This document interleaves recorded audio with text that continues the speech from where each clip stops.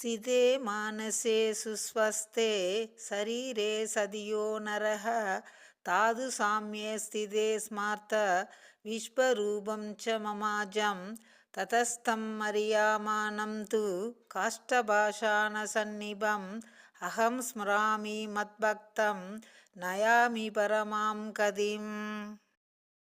பூமாதேவி அம்மா வராக பெருமான் கிட்ட ஒரு ரெக்வெஸ்ட் வைக்கிறாங்க. என்னன்னா, எப்போவுமே சாக போகிற டைமில் நாராயணான்னு சொன்னால் அவங்க வைகுண்டத்துக்கு போவாங்கன்னு ஒரு ஐதீகம். ஆனால் சாகர தருவாயில் மனுஷன் கறிக்கட்டையாக கிடப்பான். அவனால் பேச முடியாது, மயக்கத்தில் இருப்பான்.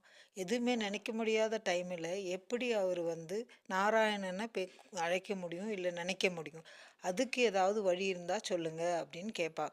அப்போது நாராயணன் என்ன சொல்கிறாருன்னா, மனுஷன் நல்ல உடம்பு தைரியத்தோடு இருக்கும் போதும் நல்ல நிலமையில் இருக்கும் போதும் அவன் என்ன நினச்சி நல்ல மனசோட வேண்டுதல் வேண்டிகிட்டு இருந்தான்னா, இல்லை பக்தி பண்ணான்னா, நான் கடைசி காலத்தில் அவனை தூக்கி எடுத்துட்டு நான் வைகுண்டத்துக்கு கூட்டிகிட்டு போவேன் அப்படின்னு சொல்கிறாரு. அதுதான் இதோட அர்த்தம்.